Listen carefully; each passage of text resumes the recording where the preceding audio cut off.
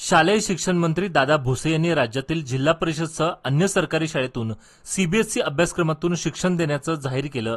त्यामुळे उमरगा शहरातील संविधान विचार मंचाच्या वतीनं भुसे यांच्या फोटोला बाळासाहेब ठाकरे चौकात दुधगाभिषेक करून फटाके वाजवण्यात आले व जिल्हा परिषद शाळेतील सर्व विद्यार्थ्यांना व शहरात मिठाई वाटप करण्यात आली। या निर्णयामुळे फायदा होणार असून राज्यातील विद्यार्थ्यांची गुणवत्ता वाढावी। जिल्हा परिषदेतील शाळेमध्ये शिक्षण घेणारी मुलेही शेतकरी कुटुंबातील असतात, त्यांची गुणवत्ता वाढवण्यास हा निर्णय महत्त्वपूर्ण ठरणार आहे। महाराष्ट्र राज्याचे शिक्षण मंत्री आदरणीय दादा भुसे साहेब यांनी महाराष्ट्रातल्या सर्व जिल्हा परिषदेच्या शाळांना या 2025-26 पासून पहिलीला सीबीएसईचा पॅटर्न लागू करण्याचा जो निर्णय घेतला, त्या ऐतिहासिक निर्णयाचं मी जिल्हा परिषद हायस्कूलच्या वतीनं स्वागत करतो।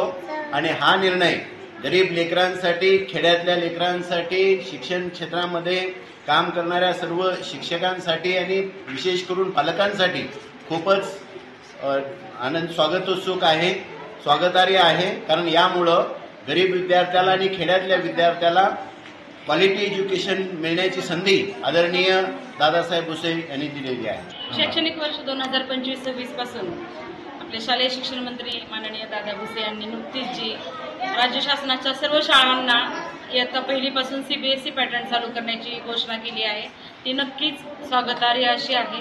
खरं तर सीबीएसई पॅटर्न म्हणून पालकांनी घाबरून जायचं कारण नाही। हाच अभ्यासक्रम अतिशय सोप्या पद्धतीने सीबीएसई पॅटर्नमध्ये कन्सेप्ट क्लिअर व्हावे ह्या दृष्टिकोनातून सीबीएसई पॅटर्नमधून शिकवलं जातं। त्याचा कृती आराखडाही तयार आहे आणि त्याला नुकतीच मान्यता मिळाली आहे। या निर्णयाचं सर्व पालक वर्गातून मोठ्या प्रमाणात स्वागत होत आहे।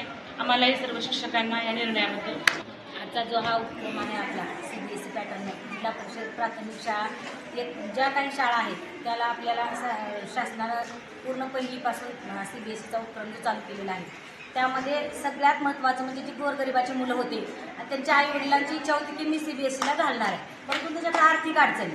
आणि आता असं झालं की सगळ्याच जिल्हा परिषद खेड्यातल्या असो किंवा शहरातल्या जिल्हा परिषदच्या शाळा असो, त्यामध्ये 30,000 रुपये जे आर्थिक त्याचं जे भरण्याची हे नव्हती, म्हणजे आर्थिक तयारी नव्हती, ते आता एकदम फ्रीमध्ये शिक्षण होत असल्यामुळं सगळ्याच जिल्हा परिषदच्या शाळेतल्या मुलांना इंग्लिशमधून आणि व्यवस्थित शिक्षण मिळणार आहे।